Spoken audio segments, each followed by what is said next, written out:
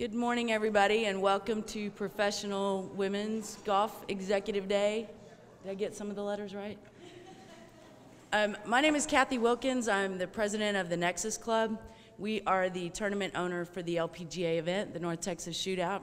I was just telling my friends over here from the city of Irving, the Nexus Club was actually born here in Las Colinas Country Club. 4 founding members. We came up with a great idea that we wanted to have an LPGA event here. So we went through the motions, how do we do it? We found out all we need are friends with checkbook and money. So we've worked on this for a couple years. We had a few fundraising tournaments, worked with the LPGA, worked with Club Corp, got very close with our friends at the city of Irving, and here we are. Hopefully for what is going to be a recurring event. Hopefully it is going to be on a majors list one day. Where's Mike Wan? So we really want to thank you for coming. We hope that you enjoy today and learn a little bit about what it's like to be behind the ropes. I can tell you from being involved in this event, from the concept of the idea to actually getting the girls here and getting everything you see outside here, there's so many more things involved in hosting a tournament than you would ever think. I mean, down to ropes that go on stakes and just mesh that goes around tents and ice and parking and just a million different things. So you're going to learn a little bit about that today. You're also going to learn how to use golf as a tool. It is a great thing, I can tell you, in my industry. I work in transportation. So when you can beat a boy, that goes a really long way. So hopefully today you'll be able to meet some pros. You're going to hear some things from some really powerful people that play golf and use it in their careers, and just learn where you can start if you don't already play or where you can improve your game if you do. So welcome. If you have any questions, please, I'll be around for the next 7 days or so. So just let me know, and thank you so much for supporting our event, and we hope to see you for the next 4 days out at the tournament. Thank you. Well, good morning, everyone. How are we? Well, I'm from Florida, so it's a little chilly in this great state of Texas for me this morning. I'm delighted to be here, and Kathy and her team have worked so hard to make this a reality. And as the planning stages went forth, we thought it would be a great opportunity to have a Professional Women in Golf Day to introduce a lot of women who may not play or may only play a little bit to some of the inside things that happen at a tournament, and also how you can use golf as a business tool. So my name is Pam Swenson, and I'm actually the CEO of an organization called the Executive Women's Golf Association. We're headquartered in Florida, but we have chapters all across the country. And I'm delighted that we have representatives here today from the Dallas and the Fort Worth chapter.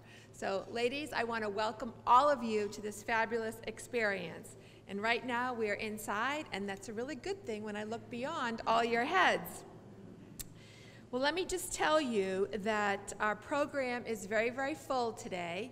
We tried to pack in many different varied types of experiences for you. And before we get started, I really want to recognize some of the companies that made this possible that were table sponsors today. So we have Patty Lee with the Mass Mutual Financial Group of Dallas-Fort Worth. We've got Kathy you met from the Nexus Club. Golf Galaxy, Emily Nelson is here with us. And Capital One Bank with Carol Nichols. And the city of Irving, we're very happy. And Rose Canada, I believe, is representing the city here today. So I want to thank you all very much for your support.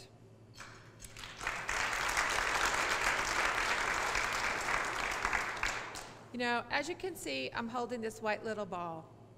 And yes, it's a golf ball, and you may say, well, it has a lot of dimples on it.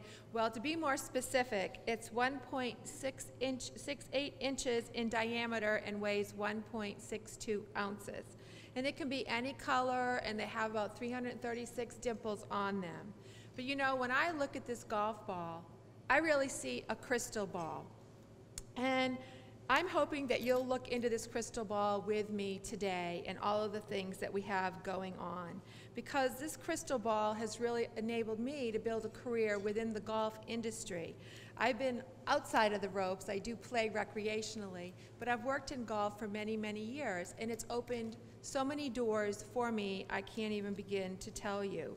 But you know, it's enabled me to play golf in pro-ams with legends of yesterday and also the marquee players of today on both the men's and the women's tours. And you know, my organization has connected over 100,000 women to the game of golf in its 22-year history. And it's all about connecting women to learn, play, and to have fun playing golf, and also to use it for business developmental reasons too. So you may think golf, it's just a sport, right? I mean, it's a game. Well, it's actually a $68 billion industry that employs over 2 million people in this country. So that's pretty remarkable when you look at it in a very broad scope. It's a connector, and you meet so many fabulous people from playing the game of golf. How many people here play golf? Alrighty. Well, you know, when you play the game, it teaches you a lot about yourself and the people that you play golf with, right? I mean, you learn if you like to play golf with people. You know, maybe you'd like to be a friend of theirs, maybe not so much if you didn't like the way they conducted themselves on the golf course. You know, it all depends on what that experience is like. So it's a great revealer of the nuts and bolts of what really make up a person. So today, we've invited several women to join us on a panel to share their experiences about the game of golf. And at this time, I would like to invite these ladies up to join me in these lovely seats here. Our first panelist is Cynthia Farley, and she's the president of Seafar & Company, which is a PR, social media, and marketing firm. She's a 20 handicapper who learned how to play golf in college during a physical education course. So, welcome. Thank you. Joining Cynthia is Holly Reed. She's the Regional VP of External Affairs for AT&T. And during her 22-year tenure, she's held leadership positions in customer service, finance operations, data center operations, marketing, advertising, and external affairs. Welcome, Holly. I'd like to invite Carol Nichols, who leads Capital One's commercial banking business in the Dallas-Fort Worth area. She has more than 26 years of banking experience and has been involved for more than 30 years in the North Texas business community. Welcome. And I thought it would be really interesting to get a different perspective on the business game of golf. So I invited Michelle Mccann, an LPGA Tour player, business entrepreneur, and philanthropic devotee of juvenile diabetes and ambassador of the EWGA, to join us as well. Thanks, Michelle. Okay, I'm sure all of you were introduced to the game by different people, and you might have taken it up for different reasons. So I think we just kind of go down the line of the panelists and just say, how did you get involved in the game of golf? I was very lucky because my father plays. And I grew up in a neighborhood that was all boys, all older than me, and I always tried to keep up, and I always tried to beat them, of course, right? And so one day I tried to figure out why my father was spending so much time on the golf course, so I thought I would try it. So at about the age of 10, I took lessons and started playing with him, and really never played a lot until I started playing for business. And so I know we'll talk a little bit more about that, but that's really how I started with, you know, trying to keep up with the guys that were in the neighborhood and wanting to spend more time with my father. Great. Well, as you heard, I learned in college in a PE class. I probably had two motivations. I'd always been athletic and competitive, but I began to realize that my baton twirling and running track were probably not going to be the sports I would continue the rest of my life. So about that time, I started dating a golfer, and that was really my motivation. I wanted to be able to play along with him. The golf lasted, the guy didn't. Well, that was very truthful. Thank you. And good morning. My golfing career started in 1981. I was a young banker at First National in Dallas. There were 80 young bankers that year, probably 2/3 men, 1/3 women. And I noticed the men were taking off in the afternoon to go play golf. And so I told the women, we need to learn how to play this sport. So we signed up for a continuing education class at SMU. Dr. Brown took the 8 women.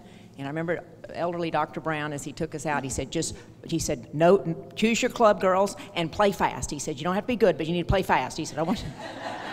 So Dr. Brown was very good with our group and gave us the skills and the tools to be successful. And our group of 8 kept playing and continued to hone our game. And so now I have a golf game in my bag whenever I need it. Well, it's great to be here, and I kind of wish I was playing this week. Now I'm kind of getting the bug again a little to get out there, but not today. These are the days that we definitely don't miss as a player. But I started playing golf when I was 8. My dad was a great athlete and kind of just got me into it. My mom was a nurse, and patients that came into her office owned a par 3 golf course, and just kind of said, why don't you bring Michelle out one of these days? And so I went out and I got hooked right away. I did play other sports. I played softball and was really good at that and got hit in the eye. And then because of that, I had 3 eye operations. And like Cynthia said, I wasn't going anywhere in baseball. I wasn't going to make a living being a professional baseball player. Now maybe you are, but back in my day, it certainly wasn't. So that's when I decided, you know what, I'm going to give golf my full attention, and it's been a great career for me, and you know, I'm still kind of young, so I hope that it continues on. I don't know about any of you in this room, but I've been in situations before when I worked on the corporate side that my boss played golf, my boss's boss played golf, and my boss's boss's boss played golf. And, you know, I thought, geez, I'm missing out on something here if I can't get into that, you know, relationship that's happening. And how have you used golf to really help you in your career? How has it been advantageous to you? Yes, sure, Holly. I kind of look at golf in my life in 3 different ways. The personal, which is the love of playing and the playing on the weekends with my friends and family, and then the professional playing, which is the ability to spend time with your coworkers, with your bosses, with your community contacts, and then the charitable side of that. I work at AT&T, and we're very invested in golf and sponsorships, and not only from the Masters on down professionally, but also from charitable tournaments on up at the local community in many instances. So it's really a threefold involvement from my perspective. From a business perspective, there's never a better way, I think, than to spend 3 or 4 hours together to be able to talk about a variety of things, and also to learn people's temperament, because you know, golf is hard enough, but when you hit a bad shot, to see how people react, within their foursome, and how you deal with those trials and tribulations, you know, who curses, who doesn't, how many beers they have, that kind of thing. It's very telling people's personalities and how they handle the challenges on the golf course that relate to business and to life. Let's just go down the line. Okay. I did learn in college and played a lot until I had children, but when my sons came along, the clubs went in the corner when the crib came out, you know, so I didn't play much when they were younger. But as they became teenagers and even went away to college, it was an incredible way to spend time with them when I would go visit them at their East Coast universities. If I could scoop them up and get them in a golf cart for 4 hours, that was just so precious, because what can you do with a 19-year-old boy, you know, a mom? But on the business side, to me, it's really 2 things. It's a common interest that makes you a colleague instantly with a man who may be wondering, what am I going to do with this woman? That seems to be the thing that senior executives, both in the corporate settings, and I'm on a couple of corporate boards. In the boardroom, I'm bringing a woman out of our boardroom. We all go play golf on our board meetings. What are we going to do with her? You know, so it's an opportunity to have that shared interest. If any of you are in sales, you know you're taught to look around the office and see what you have in common. Do they have pets? Do they have kids? Do they travel? Do they sports or whatever? Golf is that kind of common bond. If you can discuss what happened in yesterday's Masters on Monday with intelligence, you know, instantly you're their colleague. It also is certainly an opportunity to be included. Many board retreats, as I mentioned, we play golf. And I would be sitting in the hotel or spa or something, not so bad, if I were not on the golf course. Same thing corporately, you know, with clients and them family too. But I'm more of a tournament player. I put my handicap in, not to say that I was good. I'm at about a 20 handicap, but to tell you that you don't have to be really great to play business golf. That is a big mistake I think women make. They think they have to be a scratch golfer before they go out at all. And most tournaments, you know, are best ball or some sort of scramble. You just have to have, if you can have one good shot, if you can get from 100 yards to the green or off the tee, well, that's really what you need for tournament business golf. Now, Cynthia, just real quickly, I mean, with your business, it's really a people business. It's a relationship business because you work with clients all the time. Right. And have you come into situations where golf has been a differentiator for you? Yes, I think I have. I can think of a couple of examples. We literally had as clients Club Corp years ago, and also the Ben Hogan Company, the golf equipment before they were acquired. And I doubt that I would, if I couldn't even speak the language of golf, that we would have worked on those. My longest standing client is a construction company, all big burly guys. You know, what in the world would they do with me?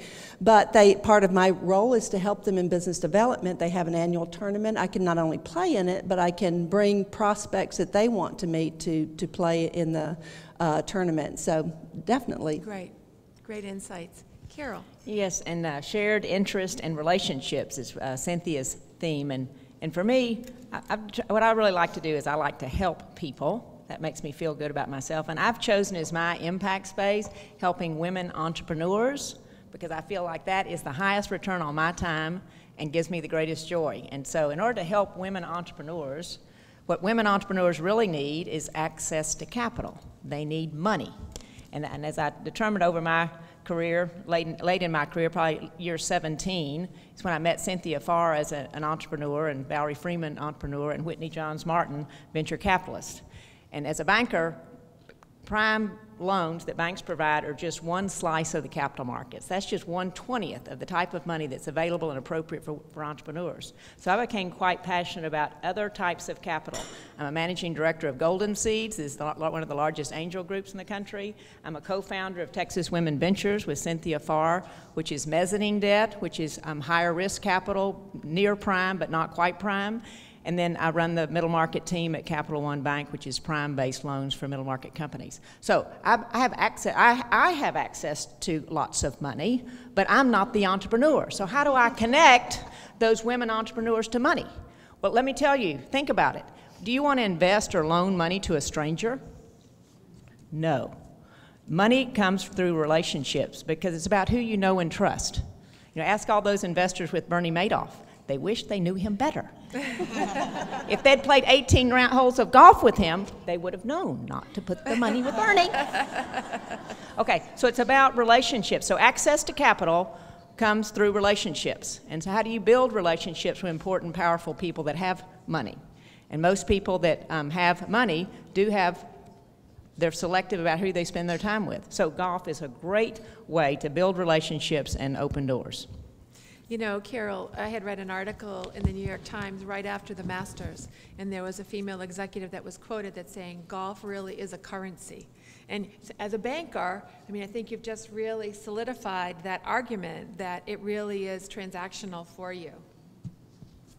Michelle. Okay. But Michelle, you're a professional golfer, you elected to turn pro, and you've played for 20 plus years on the LPGA Tour, and now you're really looking at it on the business side. So if you can kind of share what it was like to cross over. Well, I went on tour when I was 18, so, and I've lived with diabetes for 30 years now, and that was one of the main reasons why I decided, for me, personally, that was the best choice. I had just come off an experimental medicine and was going back on insulin. I had full scholarships to go anywhere I wanted to. So this was the best choice for me to do. I don't recommend it to anybody, not that anybody would listen to me because they're doing it anyway out there. But so that led me into playing professional golf, and I went to a very small all-girls school. So I was very shy, and at 18, I go out, I can't rent a car. One of my parents had to travel with me, and I didn't have a credit card, you know, all these new things. But I learned, I built relationships as I was out there. You grow up quick. You figure out that these guys that are out there, or ladies that you're playing with, they are your future. They are what makes this tournament possible, and you need to include them and make them leave that day feeling like, wow, that was one of the best days I've ever had on a golf course. And I think I learned that I had to learn it at a young age, and now as I play, I've started a foundation for diabetes to help younger kids and give them good role models. And it's an expensive disease. You know, one bottle of insulin is $150 if you have insurance. So we've created a program to help. Through that, I have met so many wonderful people by playing golf. Jack Welch, one of the greatest CEOs in history. Just so happened, I was at the golf course and, oh, hey, Jack's there. Oh, well, do you want to go play? Sure.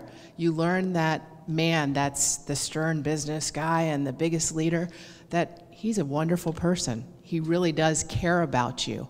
He has another motive of not just being out there. He wants to learn about you. Playing in the Pro-Ams, I've had many opportunities playing with CEOs of companies and have led to friendships. And those friendships have led to, these gentlemen and ladies helping my tournament, helping my cause. But, golf has just been the greatest vehicle in my life at developing the relationships, things you don't know about a person in a boardroom. You definitely learn a lot of things on the golf course. I know I've been contacted by a lot of tournament officials, and I said, okay, listen, this guy is the CEO of the company, and he is really hard. You're not, you're the only one that can break him down. Okay, so we get on the first tee. Hey, Joe, how you doing? Great to be here today. You're looking forward, thanks for supporting us. And you can just bring out a different personality in some of these people that now, we're best of friends, and people say, really? You got to spend 5 hours with him and he talked to you? Well, yeah, he did, and it was fun, and he left feeling good. And the game of golf just sucks you in. It's that one good shot that you hit, right? I mean, I played yesterday on Pro-Am in Houston, and one of the guys at Randall's obviously was not a golfer, came in a button-down shirt, matching shorts and the flat brim hat and the brand new golf shoes. And I said, hey, Todd, you going to come hit some balls? He's like, no. I said, oh, you're going to save them all? He said, I don't really play golf. I said, well, good for you for being out here. And, that's the whole key, getting more people introduced to the game of golf, whether you do it once a year, twice a year, but that can be so beneficial to you.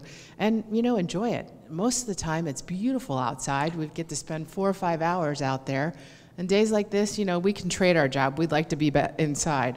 But, there's so many different rewards that this game can bring you any aspect of life. I think you bring up a really good point, Michelle, with your example from yesterday, because here you had a gentleman that had signed up to play in a fundraising event, was not an experienced golfer, was probably a little uncomfortable about it, but guys always jump in. It doesn't seem to matter whether they're really good golfers or they're not. And like Holly said, she, with AT&T in her role, you participate at the community level as well, so you probably experience it all the time. But those are the types of people that you want to build relationships with in your business. So I guess I would ask, why do you think it's harder for women or to be a little bit more reticent about jumping in? Well, as I said, I started playing very young, but I didn't play very frequently. And so I had the skill set, but I just hadn't used it. And I would see the guys leave and go play golf and the camaraderie that they had, and they talked about golf, and they talked about golf, and they talked about golf, and I thought, good God, guess I better get out there. And I was very intimidated because I thought, well, if they're spending this much time on golf, they've got to be really good at it, and they're going to beat me, and I really am competitive, and I'm not going to like that, and I'm not going to handle it well. And then I finally went out there, and I just shook my head, and I thought, what was I afraid of? These guys aren't any better than I am. And I think if you just go out there and try it, and what you guys said earlier is exactly right, and what you guys have experienced in the audience, you don't have to score an exceptional score. You don't have to hit every shot perfectly. The guys are playing the same way we are, that one shot that brings you back, that makes you feel good, that gets your adrenaline going. But I think women are so... We value our time so much, and we have so many things going on, and we're multitasking, that to take the time to do that, if we don't think we're going to be successful right away or be able to hold our own right away, it's not something that we're going to make a priority. And let's face it, for the longest time, there just weren't a whole lot of women playing golf, so we have a lot of catching up to do. And so I try to take my nieces out, and I try to encourage our young people that are coming into the company to take it up, because I think it is a very rewarding experience to be able to do that, and there's just really nothing else like it. It levels the playing field immediately. Great response. Appreciate it. Cynthia, I have a question for you. In your business and your what types of obstacles have you had to overcome? I mean, I know you worked for a large firm and then you went out and established your own business. And did golf have any comfort level or give you a leg up when you started your own firm? Yes, it did, definitely, because I had relationships perhaps that others might not have had, comfortable colleagues who were comfortable with me, who were very senior executives and could be potential clients and so forth. So we've all been there, being the only woman in the room, even in some cases maybe being the youngest person and the only woman in the room. I remember a crisis management situation where I was 35 and I was flying to West Texas and counseling a board of directors that were all 75-year-old rancher men. They looked at me like I was from Mars, like, what are you doing here? But again, it's that ability to have a common interest, to start somewhere where you have something in common, and then which can be golf, and then going from there. So great. And Carol, what's the best business relationship that you've made playing golf? Can you think of one or a couple? Yes, I actually can. Pascal Tosh, who hired me into Texas Commerce Bank. And the bridge there is, Pascal had known me for my first bank when I started First National, and I was there for 9 years. But Pascal knew me, and there was the Energy Group went for an annual golf trip to someplace outside of Houston, Waterwood, if you play golf near Waterwood. And so it would be 20 guys in Carroll every summer, 20 guys in Carroll. And sometimes I would recruit a woman to join me. I was able to get Gail Watson to join me from Bank One. She came 1 year, and I got some other woman to join me. But generally it was Carroll and one or two guys, and 20 guys. But we had so much fun, and the guys would call it, they would play at least 2 18-hole rounds, and then at 5:30, I mean, you're ready to go have drinks, and the guys would go, emergency 9. We got to do an emergency 9. And then they'd go out and play again, 9 holes as the sun setting. I mean, just such enthusiasm. And anyway, so Pascal knew me through that. And then in several years later, he went to Texas Commerce Bank, which was then owned by Chemicals, now JP Morgan Chase. And he called me up and made me an offer to move me from one big Dallas bank to another big Dallas bank. And to bring someone in from the outside at a senior level, you all know who run businesses, that takes a lot of courage, because they're going to say, how do you know this person? Who is she? Why don't we promote from within? And you're going to bring this person in and give her a big title. And so he had the courage and confidence to bring me in from another company. And I really think it's because he not only knew me in business, he knew me outside of business. Holly, have you ever, what's your best experience for business on a golf course? Oh gosh, my best experience. I've been very blessed to have many. Probably one of my best experiences was for a period of time. I'm a Texas native, and I did an assignment up in the Midwest. And so, I'm from Texas, I'm here to help, goes really well up there. But we had sponsored a senior tournament. And so I was able to play in the Pro-Am at the seniors tournament, and it's, mostly guys, and you get up to that number 1 tee and they announce your name and the pomp and circumstance, and I'm thinking, if I don't hit the first ball and just knock it straight down the fairway, the rest of it's not gonna matter. And luckily I got up there and I smacked it right down the middle, and I was playing with a couple of my colleagues who just, from that day forward, looked at me in a completely different light. I might not have done that on the second tee, but the first one was the one that mattered. And so I think it just does it breaks down barriers immediately. And your business life and your golf life, while they're not necessarily related, they are. Mm-hmm. Mm-hmm. Want me to comment on Sure. something? I'll give 2 examples. The one that I would consider is the fastest sort of cementing of a relationship or inclusion. I was thinking about it this morning as I was putting on this blue jacket. I had just joined a public company's board, and I really didn't know the C-level officers that well, and we had a board retreat at Beaver Creek in June. So we were all looking there was going to be a golf round, whoever wanted to go to the spa while the others played golf, you know how that goes. And of course I was going to play golf, and took my clubs and ready to go. We got up to go play golf, and it was sleeting in June. But I thought, I'm going to go. the guys are going, I'm going. So off we went. I had to run in the gift shop and buy this jacket because I wasn't equipped for sleet that turned into snow on about the 9th hole. But they paired me with the CEO, and whom I barely knew, and we spent, 4 hours in the sleet and snow playing golf as if the weather were fine, and went a long way towards getting to know him. Another one, I talked about the construction company McCarthy before, but just a kind of a funny story. One year in the tournament, they put me with a guy I didn't know. He ran a large plumbing company, just a huge guy. So we get in the car, and I could barely get in the seat. He looked at me and said, "I don't think I've ever played golf with a girl." So I looked at him and I said, "You know what? I've never played golf with a plumber." After about 4 or 5 holes, he relaxed. We had a good time. And next year, he asked for me to be on his team because he learned I was a long hitter. And when you're a long hitter and you hit from the ladies' tees, you can win all sorts of things if you don't hit any more strokes.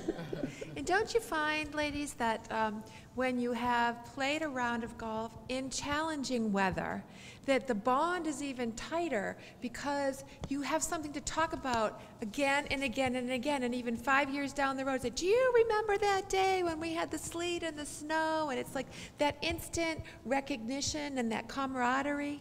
Yeah. I mean, I think it just really solidifies your position, and the fact that you hung in there, I think, is so important. They understand you're crazy as they are. It's good. Yeah. Now, Michelle, I have a question for you because you've played in a lot of pro-ams with business people, and for all these businesswomen that are here with us today, can you give us a few tips on that would make us better at utilizing that situation?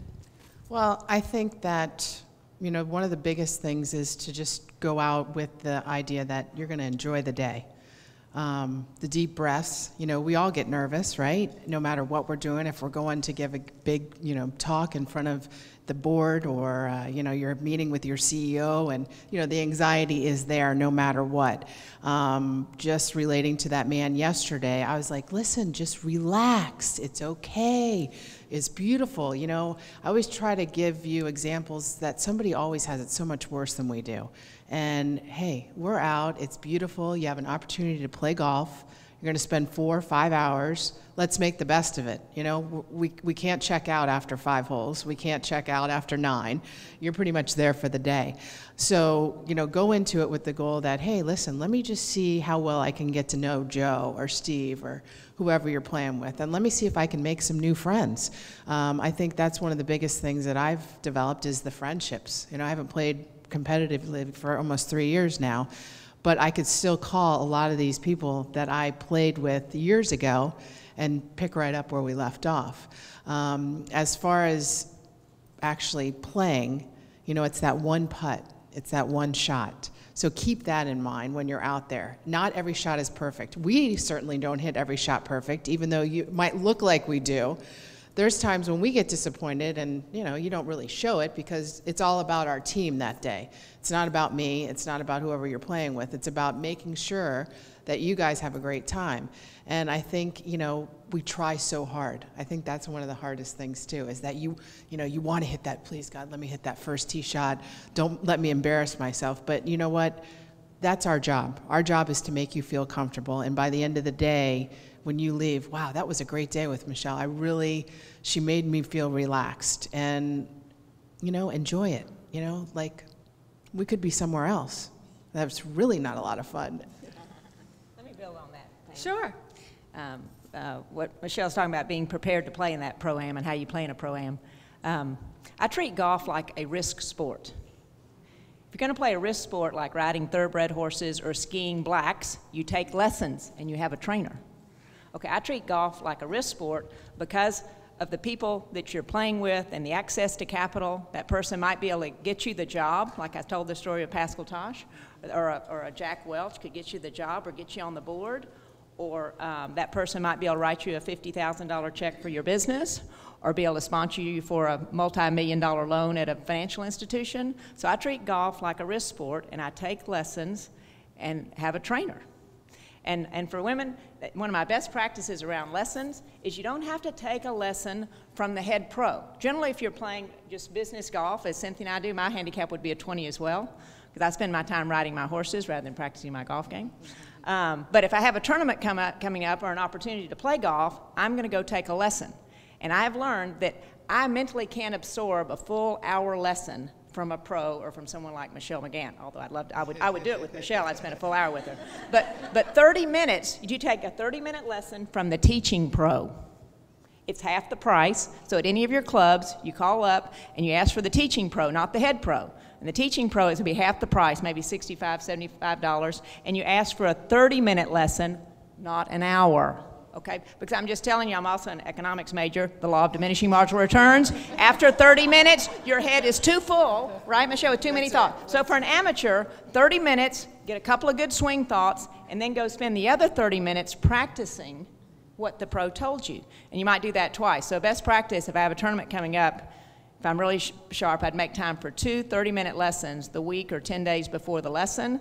And then when you're on that first tee, you've got great swing thoughts, and you execute with the long ball like Holly did. Now I need to build on that. Okay, go right ahead. I just wanted to comment that often in golf, in business golf, you're there for a serious purpose. For instance, our Texas Women Ventures group, we really try to have a women's team in some tournaments that had not yet been penetrated by women. So like the Dallas Private Equity Forum, we need deal flow from private equity firms in Dallas to be considered for our companies that we invest in. So we need these guys to know us and know what we're interested in. So we usually play in their tournament starting several years ago. So that's the serious side of it. But the fun side, Carol and I've learned we cannot ride in the same cart. We laugh and talk too much, and we drive past tee boxes and miss the hole. Can I make a comment on that? Sure. You joke about driving past tee boxes. I will say that it's sometimes guys, when you're playing with them, don't realize what they're doing. And a lot of this is also how you handle it when that happens. So the guys will, if you're riding with them, they're usually driving. Not always, but they're usually driving, or even if they're in the other cart, they will blow past your tee box. Yeah. It's going to happen. Make a joke out of it. Don't take it seriously. They will say something on the golf course that you wish they hadn't said. They don't even realize they've said it. It's how you handle it. I had a situation once where I was playing with Ed Whitaker, our former CEO of AT&T. And we were in a foursome, and we were on, I must have bad luck on the first tee. We were on the first tee, and I had mentally prepared for every business question he could ask. You know, what were our revenues? How was my team doing? All of that. I was mentally prepared, and I was ready for any question he could ask, because I was riding in the cart with him. You know, again, the value of golf, 4 or 5 hours in the cart with the CEO of a Fortune company. And so I'm walking up, the guys had teed off, we drove up, get out, go to the first tee. And as I'm getting my driver out of the bag, he says to me, and I'm ready for his first question, he says, "You still dating that guy?" And I thought, wow, that's the only question I wasn't prepared for him to ask me. And, you know, I got up on the first tee and I shanked it. Not terribly, but I played much better from that point forward. And it's just all in how you handle it, because he meant absolutely no offense by that. He would never have asked one of his male colleagues that question.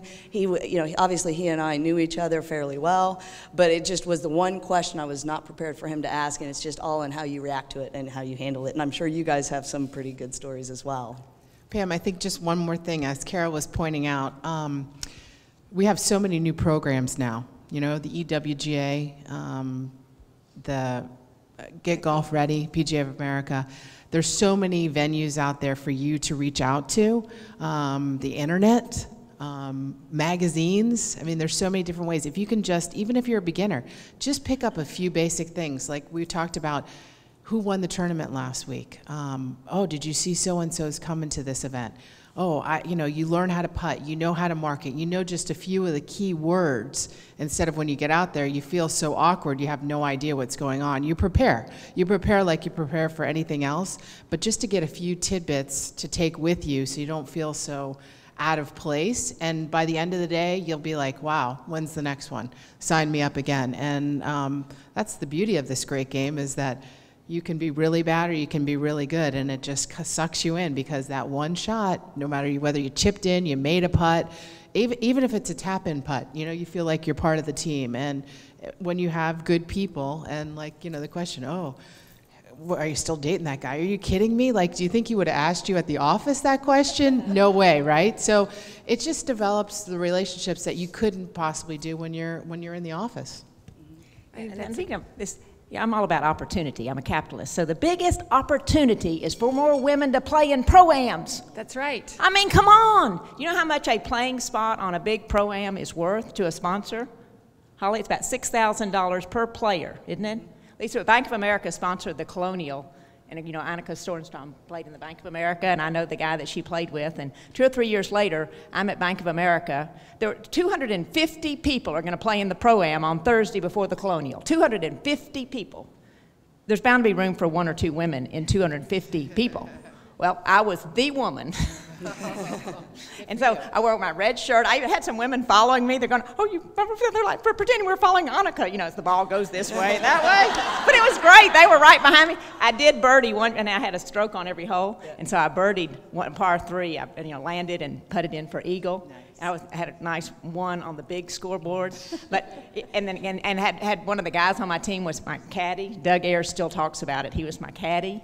Okay, but all I had to do, one, you have to recognize when the opportunity is coming. Okay, so if you're part of a corporation or part of a company that's sponsoring the Pro-Am, you need to get your name in early, because I'll tell you, the guys are planning it. The guys are lined up 4 and 5 deep for that Pro-Am. All you need to be able to do is just raise your hand and ask for a playing spot if you're in one of those companies that's sponsoring, because there's generally 0 women, maybe 1 or 2. There'll be some women pro players, but the opportunity for women executives and women CEOs to play in those pro-ams, you need to plan ahead, take a few lessons, and ask, and be able to recognize the opportunity when it's coming. And so I think when my observation of playing in that pro-am was I thought most women don't know what they're missing. They don't understand the opportunity and how much each of those playing spots are worth, and you need to be asking for them. And position yourself as part of the leadership team that you want to be on that in the Pro-Am. And that's true even at the local level. I mean, the Pro-Ams are fantastic, but chambers of commerce, charity golf tournaments, if you put a foursome together or you just sign up and you get put with people that are playing, the universe gets very small very quickly, and you will meet people that you would not otherwise meet. And I think when you think about the LPGA being here this week, there is a Pro-Am tomorrow. Think about what an opportunity that would be if you had 3 clients that you want to invite to play with an LPGA Pro. So think about that for next year. Work this year on your game, get your lessons, get your confidence up, and just think about that business building opportunity, because this little white ball is more than just a golf ball with dimples. It's a door opener and it's a connector. And for many of us and from the women we've heard from today, it's probably been a pot of gold for them. So I thank you ladies very, very much for sharing your insights with us today, and appreciate you taking time out of your busy schedules to demonstrate your support for the North Texas LPGA Shootout that's here in town this week. So let's give them a nice round of applause. Thank you all very much.